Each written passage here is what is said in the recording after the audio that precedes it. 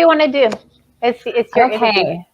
So a lot of experts on relationships have done research on relationships. They have found that trust is a key critical ingredient in relationships. And what they mean by trust is that you have strong confidence in whoever it is you're in the relationship with. So if it's a child, in their parents. If it's a spouse, they have strong confidence in their spouse, meaning that they matter to them. They know they matter to them, that what matters to me matters to them, that if I need them, they'll show up for me, that they'll be there for me when I need them. And so what's interesting, if you think about trust, is the antithesis of trust. So if you have faith and trust in somebody, the antithesis of that is fear. So like you guys are talking about fear a lot. Fear in relationships is often not helpful. And so we really, with the Clarity Point coaching program that I help people go through, we talk a lot about fear and we tackle fear because we oftentimes as human beings are on autopilot about 95% of the time. We are just on autopilot working through our subconscious. And there's a lot of fear that is in our subconscious that we don't even realize is there. And we have two core fears that we talk about particularly, that if you look at any bad behavior, oftentimes if you dig deep into what's causing that behavior, it's one of these core fears. And so one of them is the fear that you're not good enough. And I want you to think for a minute of when you've acted badly. And if you were to dig deep into why you acted badly, was it because you didn't feel like you were good enough? So if you think of relationships, it might be that you act jealous because you think somebody else is better than you. Maybe I'm not good enough for this person, so I'm going to be jealous of these other people around me because maybe they're better than me and I have to be jealous of them. Or you might be very, very needy for validation. So much so that you push your partner away because you're just needing validation constantly. You don't ever feel good enough. Or maybe you reject validation. They say they love you, they try to show up for you, and you just reject it because you don't feel like you're good enough.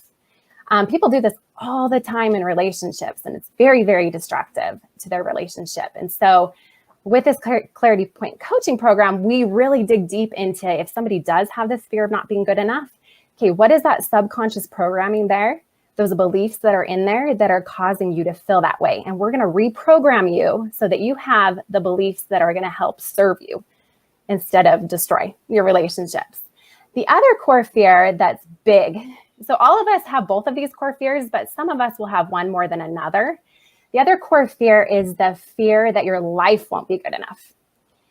So this shows up in relationships when a partner or a parent has very, very strict outcomes and they think a certain way or expectations. So they have outcomes and expectations and they're very rigid on those. And so they feel like they have to control, to manipulate, to boss the people and their relationships around to achieve those outcomes and those expectations. Now, like I said earlier, expectations and outcomes are very different from intention. Expectation and outcomes is you feeling like only this is good enough. And oftentimes it includes other people, their stuff as well, what you don't have control over. And so you can get very controlling, manipulative, bossy, and making people create this life that is good enough or this relationship that's good enough. And as you can probably imagine, that's very damaging as well to relationships because nobody wants to be bossed around. Nobody wants their agency taken from them, right? So if somebody does show up with this core fear, we once again dig into their subconscious. Where is it coming from? We are all born fearless as babies, and we learn fear as we go about life. And so we really dig down, okay, where did this come from? Where did you get this message that created this fear inside you? And what are we going to do to change this belief, get rid of this fear so that it doesn't create these problems in your relationship any longer? So fear is a big problem in relationships that I see, a really big problem in life too, but definitely in relationships. If you think of fear and what it does to our bodies, it puts us in this fight, flight, freeze, fawn response. And none of those are productive in relationships. And so it's really important to get out of that fear so that we can get into that place of trust, because we need that in order to have those healthy relationships. We have to have that trust. Yeah, and there's always, like, when I survey the audience, they put the questions in. Many of them are about trust, like trusting their partner, trusting, who they're with. So, I mean, trust is a two-way street, right? Or is trust, you just trust, right? The trust is a two. So let's talk about that. Like, because people want to know, how can I trust this person again after they, and I'm like, well, it's a two-way street. That person has to, like, I don't know. You speak on that. Yeah. So in that sense, if the trust has been broken, there's a reason you have fear and you fear trusting that person. So you would definitely want to keep an eye on that. So you guys probably all know who Gottman is. He is really big on relationships. He's done decades of research on relationships. And he talks about this trust and how we all have an invisible emotional bank account, and how everyone in that relationship either is making deposits or withdrawals from that emotional bank account. And the way you do that is through bids for connection. So you're kind of giving off gestures to connect. Well, if somebody has broken that trust, it's taken a huge withdrawal from that emotional bank account. And it's going to take a lot of work to build up that trust again. And that would be responding appropriately to bids for connection. So if I go up and I put my hand on my husband's shoulder, if he puts his hand on mine and turns to me and says, I love you, that's going to put a deposit into my emotional bank account. Now, if he ignores me, that's going to be a withdrawal from my emotional bank account. If he turns against me and yells at me and pushes his hand off, my hand off his shoulder and says, why are you bothering me? I'm busy. That's going to be a huge withdrawal from our bank account. And so it really is just little bits here and there. And there's some things that are going to take a huge withdrawal from that emotional bank account. And we all each have to be responsible for our part in that. Are we depositing into our emotional bank account with our partner or our child? That can happen with our children too, where we can lose, trust with our children if we're not responding appropriately to these bids for connection with them as well, or if we're turning against them when they're trying to bid for connection. So yeah, it's definitely a two-way street, but I do see that if we're in fear, the underlying fears from our, subconscious, from childhood and all that, it plays a lot into our relationships. So we like to really clean up that subconscious so that that's not a contributor to the health of our relationships as well. But yeah, definitely, it's a two-way street. Definitely. I mean, it's interesting because when you have a couple in front of you, right? Do you think it's kind of better almost to have them do their own work first and then get in? I was like, how does that all work out with everybody? Because I'm like, no. When we work with a couple, when I work with a couple, I work with them individually, because if I get them together, they're pointing fingers at each other, trying to blame the blame game, all of that. And really, if you think of all of your relationships, every single relationship you're in, you are the common denominator. And so if you work on yourself, your relationships are just going to get better. They can't get worse, right? If you're working on yourself. So really, if I take a couple and I'm working with one and then I work with the other and they're both doing their part, the relationship is just going to grow. So yeah, definitely we do it separately. Yeah, I think that's important because, as I said, I get a lot of questions in here about relationships, and it sounds like one person wants to do the work or like overly invested in this. And I'm like, well, you both have to you both got to get in there and do your own work. Yes. One person can do some work and it will help, but it's not going to, if one's making all of these deposits and the other one's all these withdrawals, overall that emotional bank account for that relationship is not going to get to the top, right? We need both doing their parts. Yeah. So there's a question here, like how to trust after someone has lied and hurt you and how to stick to their boundaries. Yeah, definitely. You want to have boundaries to protect yourself. So with boundaries, I love boundaries because this is another thing. You can't control that other person. So with boundaries, it's more rules for yourself. Okay, what are my rules for myself to protect me? And that's what you're gonna figure out is what's my stuff when it comes to my boundaries. What am I okay with? What am I not okay with? And then make it very clear, to your partner, this is what I'm okay with. This is what I'm not okay with. And I'm going to be in charge of my stuff. I can't control my partner. But if they, really just making sure you stay true to yourself, kind of like Trina was saying, you have to be true to yourself and your values, or else you're going to feel terrible. You will never feel like you've reached your potential if you're not true to yourself. And don't you think because he or she, I don't know, she's asking like how to stick to your boundaries. And sometimes maybe you need to come back, practice your boundaries a little bit before the big boundary. I don't know. It seems like we put these big boundaries that we are not emotionally ready for actually to stick with, and then we don't stick with them. Yeah. So baby steps. What can I do? What can I hold myself to when it comes to these boundaries? What rules can I have for myself? What am I ready for? Yeah, because then the big boundary that success. Yes, because the big boundary that you actually want to do, if you just build smallly, you're going to get the confidence to actually hold on to that boundary that you really need for yourself. Yes. Start small, just like anything else. Start small. After that, yeah. So, how are relationships doing right now in COVID? What are you seeing? What's happening? Yeah, it's kind of interesting. Some people are doing better, spending more time together. Others are doing worse. So I think really when you look at that relationship and you dissect it, okay, how much fear is there? That's going to play a part in whether they're doing better or not. Another thing that I've found that I love with the Clarity Point coaching program that's helped is Kim Giles, the founder of Clarity Point. She co-developed a personality test. And I find this so helpful when I'm working with my couples, because one of the things it looks for is your core fear. So is it the fear that you're not good enough, or is it the fear that your life won't be good enough? Because then we're going to be able to find out what behaviors you may fall into, what your partner's behaviors might be like, and how they might clash. And then the other one is, remember how I talked about how we work off of our subconscious about 95% of the time. So we're an autopilot. Well, there's something really interesting about our personalities is that we have this subconscious natural energy that is directed toward one of four things. And it can be toward people. It can be towards getting things done. It can be towards ideas or the most ideal way of doing things, or it can be to things, so tangible items.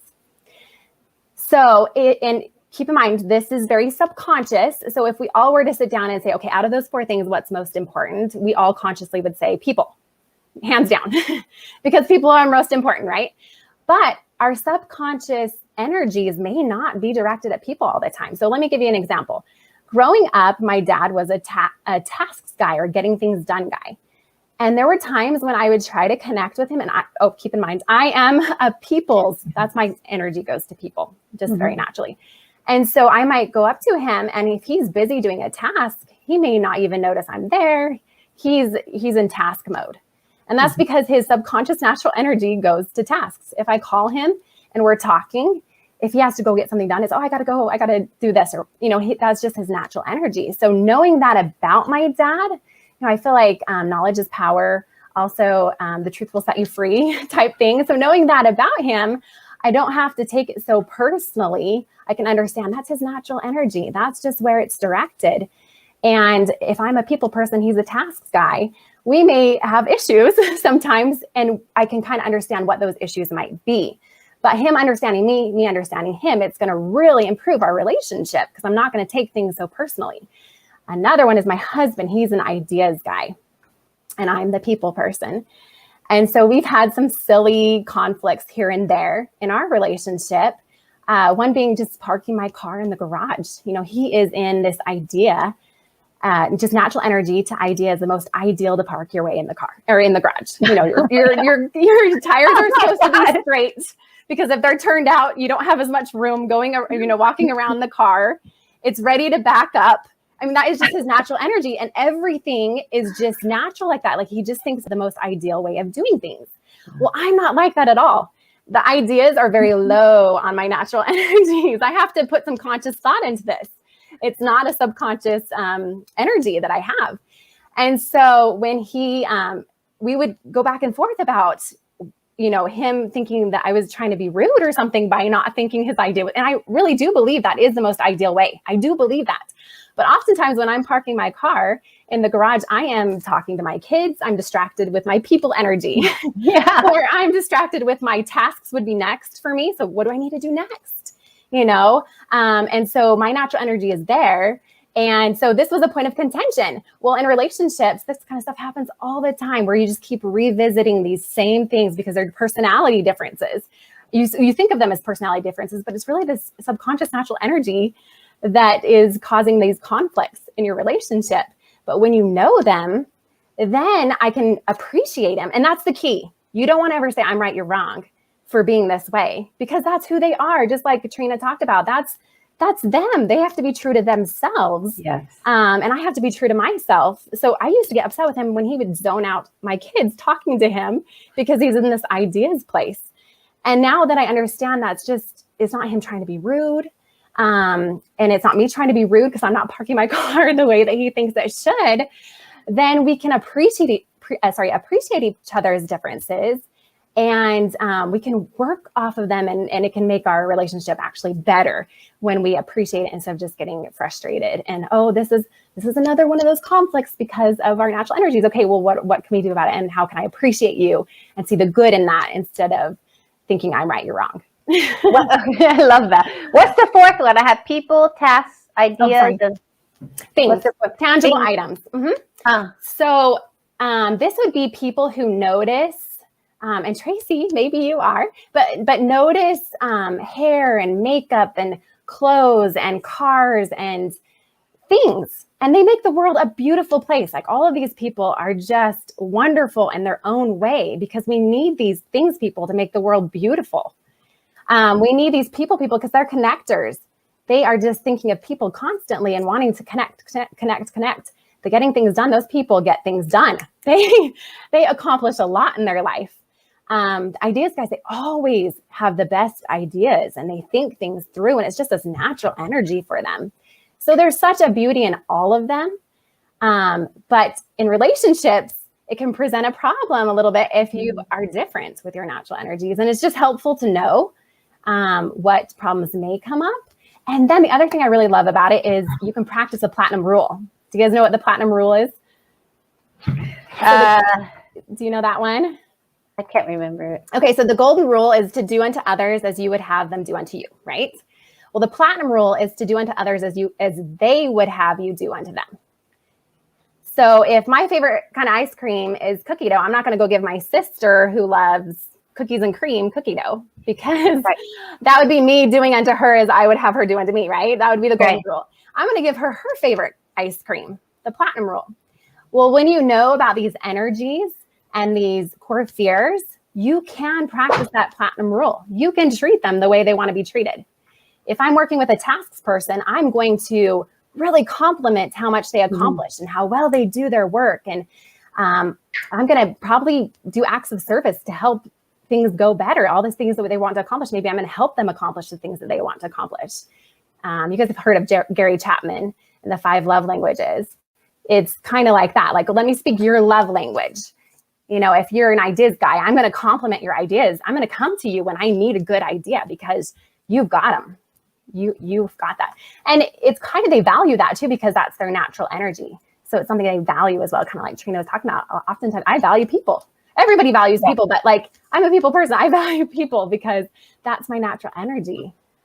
So I love all that. Do you have a quiz or something for us? Is that going to be on this? So yeah, if you want to take the personality assessment quiz, reach out to me at Coach Jessica, and it's number 1, and it's Jessica with an A, at gmail.com, and I can send you where I can tell you where to go to take that personality test. There's also another test you can take for free if you visit my webpage, which I think Amy will put the information up for you. But if you visit my webpage, there's a clarity assessment where you can take that for free, and it will tell us where your subconscious fears are. So it will really help us understand where you might have some issues with fear, and then we can really target that and attack it and change the beliefs that are there that are causing the fear to beliefs that will serve you to get out of fear. So you can be in a place of trust. Yeah. So, a couple of assessments that you can take for free. I love that. My cats are fighting right now. I don't know if you could hear that. Yeah.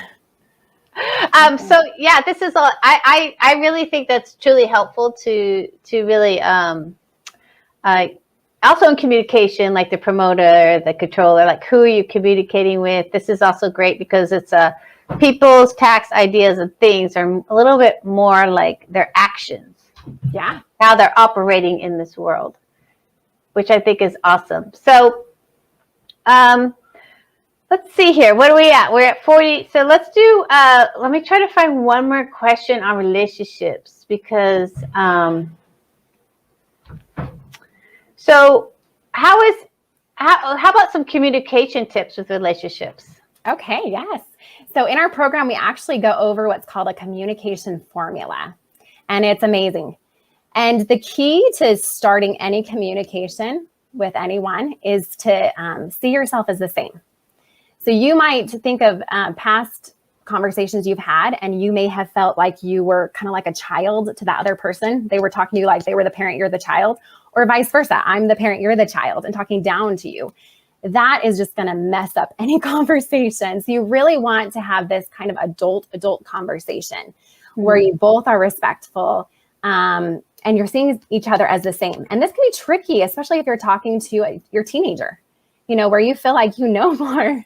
It can be kind of tricky, but you have to go into every conversation feeling like you're the same, valuing that other person, and not feeling like you're above or below, because that's going to make you not be true to yourself if you're going into that conversation thinking they're above you. So neither one. You want to be on the same level. And then it's really important, if you want to be effective in your communication, to listen to them first.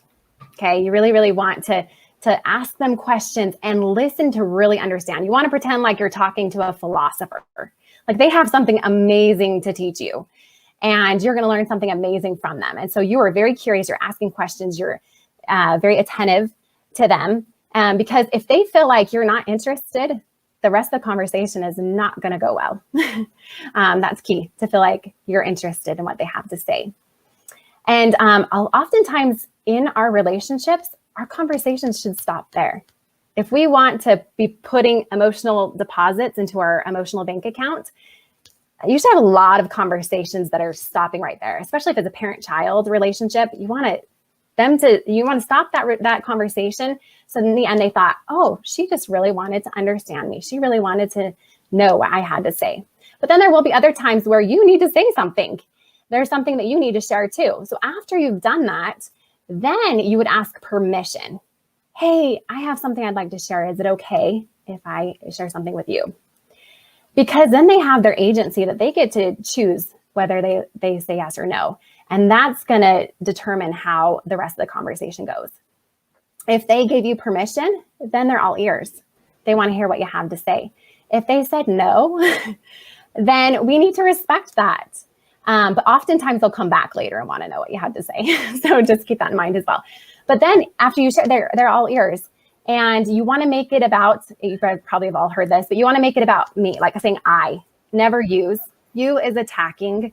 So you want to keep that you out of it. And it's hard sometimes in relationships when you're talking things through, not to say you made me feel this way, you did, but they will get defensive. And whenever somebody gets defensive or is put into a fearful place, you get that fear response and you're not productive. You get into that emotional part of the brain instead of the logical part, and it just becomes an emotional conversation that is not productive. So you want to avoid attacking words like you and things like that. And then you just share how about yourself, like I felt like da-da-da, and explain your side.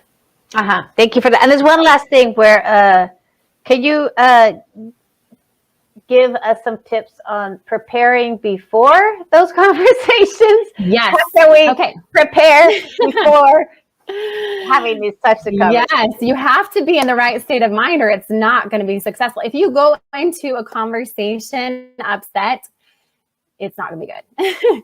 So definitely preparation is huge. That's why when I say make sure that you're in a good place where you can see that other person as the same as you. A scared, struggling, what we call it is a scared, struggling student in the classroom of life. We're all a scared, struggling student in the classroom of life. They have different fears. They have different things going on, but we're all the same.